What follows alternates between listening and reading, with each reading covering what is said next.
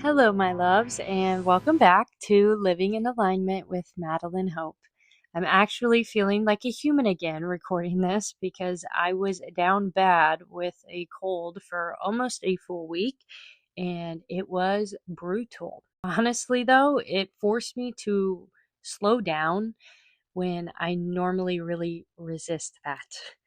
And I think that actually ties perfectly into what we're talking about today.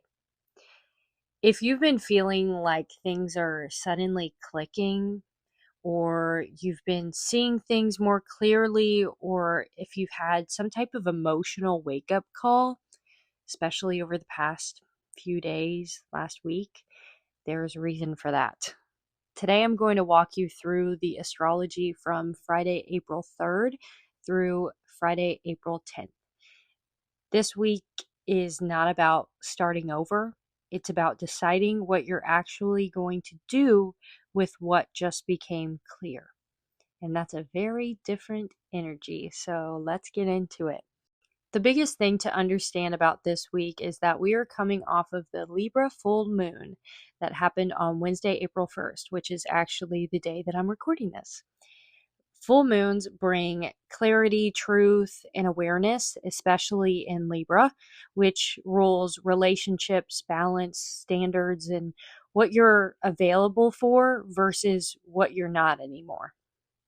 So going into this week, you've already seen something, whether that's about a relationship, your standards, your habits, or even just how you've been showing up for yourself.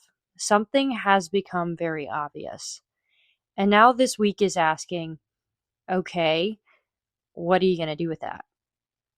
I gave a hint in the last week's podcast on what might be showing up for you during this Libra full moon based on your rising sign. So if you haven't listened to that yet, I highly recommend that so you can understand what emotions were trying to show you a misalignment in your life, asking to be handled.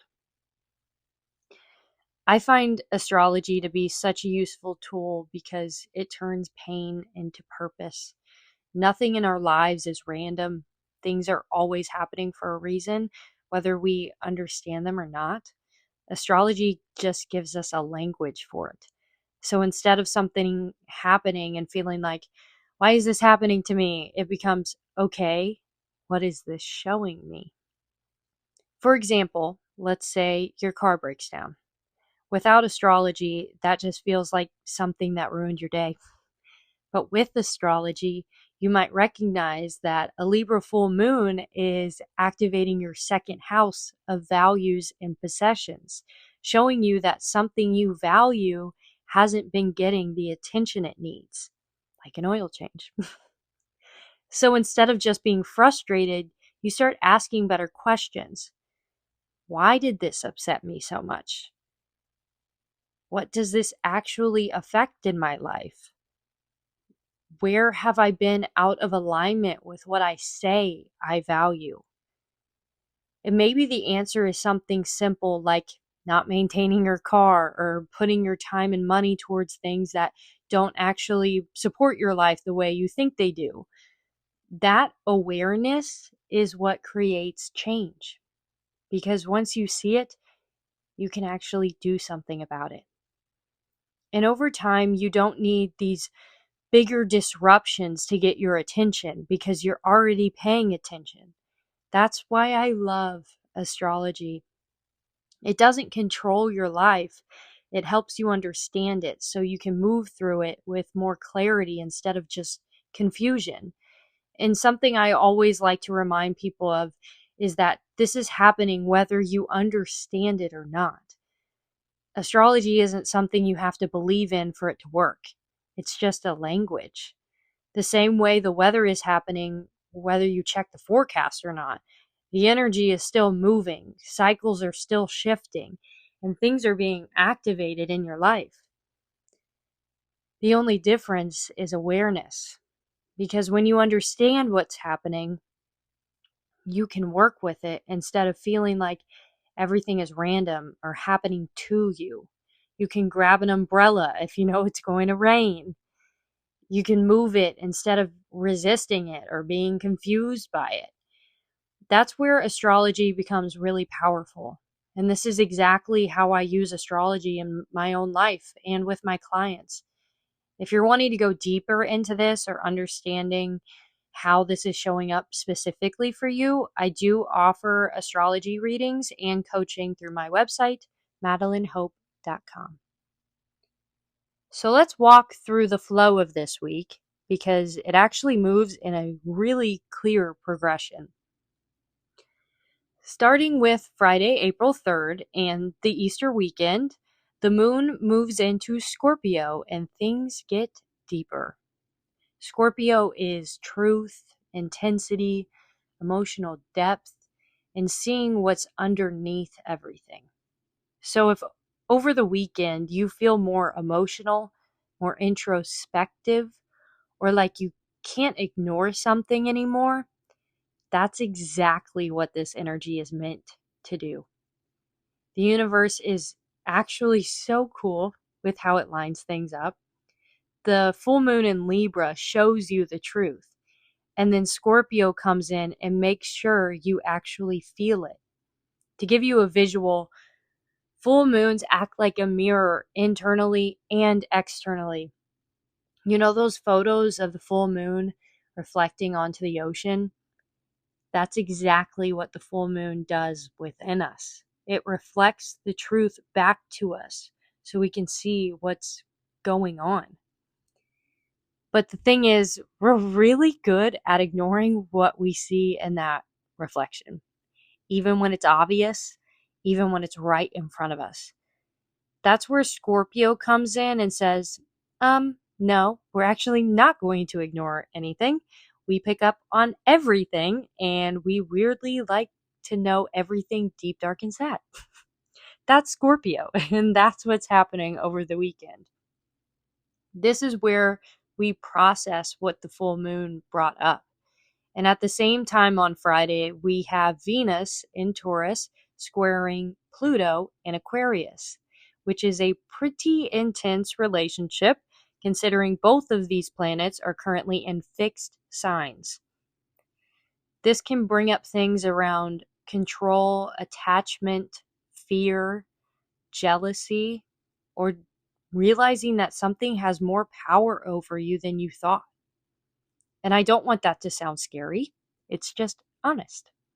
It's showing you where something is either really aligned or where something is not as healthy or balanced as you thought. So the weekend is not necessarily light, but it is very revealing. I honestly look forward to these intense energies because this is where breakthroughs live. And breakthroughs are what make us grow and brighten our light. How aligned is it that the theme of Easter weekend is basically April showers bring May flowers? Tears. Whatever comes up this weekend is creating your growth moving forward. So if things are tough, just know that.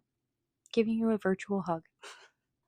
Then, as we move into Sunday night and early next week, the moon moves into the fun, mutable Sagittarius. And this is where the energy starts to shift.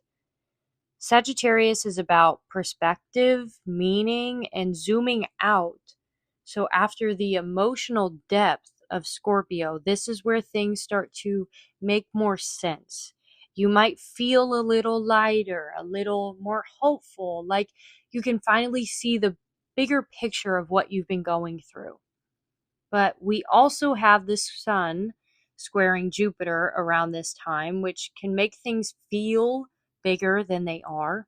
So just be mindful of overreacting, overcommitting, or trying to jump into something too quickly just because you feel a burst of motivation.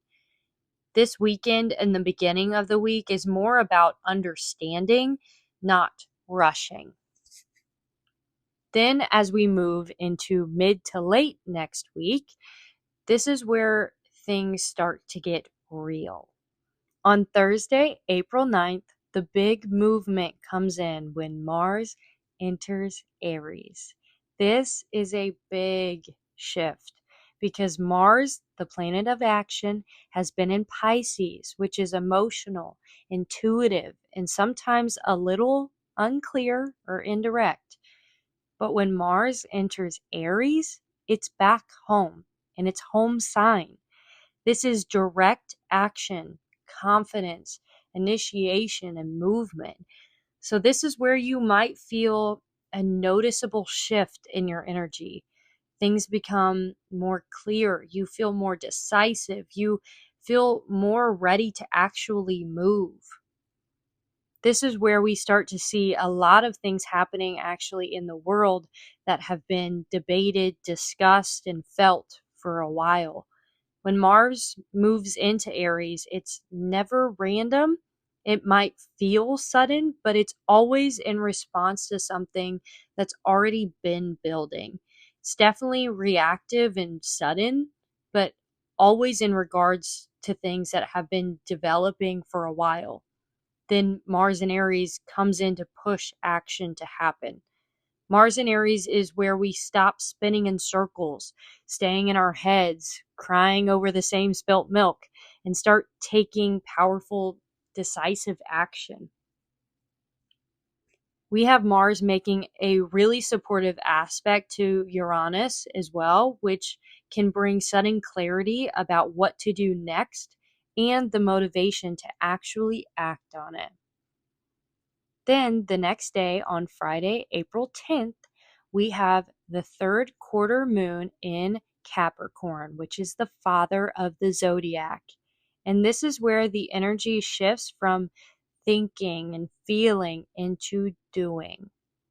Capricorn is structure, discipline, responsibility, and execution. This is a turning point. Third quarter moons are about adjustment, release, and deciding what's actually coming with you moving forward. Full moons show you. Third quarter moons are like, okay, now what are we doing? So by the end of next week, it's not just about what you've realized. It's about what you're choosing, what you're keeping, what you're letting go of, and how you're actually going to move differently. So if I could sum up this entire next week in one sentence, it would be this: you're not being given new information. You're being asked to do something with what you already know. Now, I also want to talk about how this might actually feel for you, because this upcoming week has a very specific emotional texture to it. You might feel like, I know what I need to do, but I'm still processing it. I feel ready, but also not fully clear. I want to move forward, but I don't want to rush. And that's because we still have Mercury and Mars in Pisces for majority of the week. So your intuition is strong, your emotions are involved, but your mind might not have everything perfectly organized yet. And that's okay. The energy isn't asking for decisive action yet. That will take place towards the end of the week when Mars moves into Aries. So what should we do before Thursday, April 9th, before action is really required? How can we best prepare ourselves for this next phase? This is the time to be honest with ourselves. It's time to notice what you can't ignore anymore. It's time to make small but real decisions and get really clear on what we need to move forward. The best way I can explain this week is like we're getting ready for a race to start. We have a race that we're starting on Thursday, April 9th. We're excited for this race. We've anticipated it, and we've waited all winter long for this race. We've grown stir crazy and impatient for it to start. We've grown tired of training and preparing for it. But this full moon this past Wednesday acted as our physical examination before the race. Have we been neglecting our stretches? We know we want to do the race, But have we neglected important things that need attention before we take off? The time up until Thursday is where we assess that examination, reflect on what is needed to be handled, and get really clear on what we need to take off on Thursday. What I would be mindful of this week is rushing into action just to feel in control, overthinking instead of actually making decisions, or holding on to something you already know is out of alignment.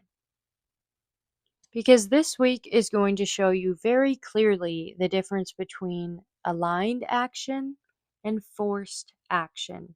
And your job is to notice that.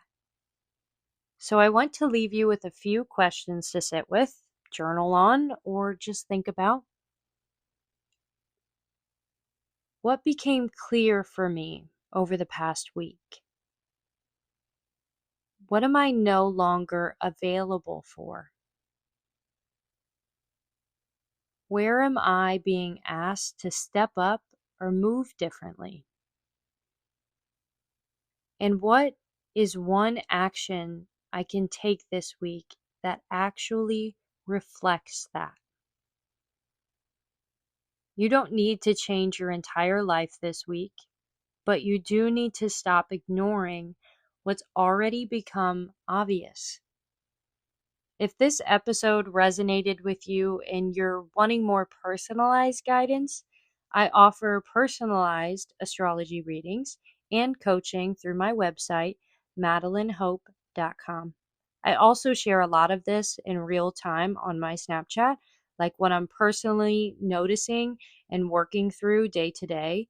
So if you want more of in the moment version of this, definitely follow me on there. It'll be linked in the show notes. Thank you for being here. Thank you for listening. And I hope this helped you understand the energy a little bit deeper. You're not behind. You're not confused. You're in the middle of a shift. And now it's about what you do with it. Until next time, stay grounded.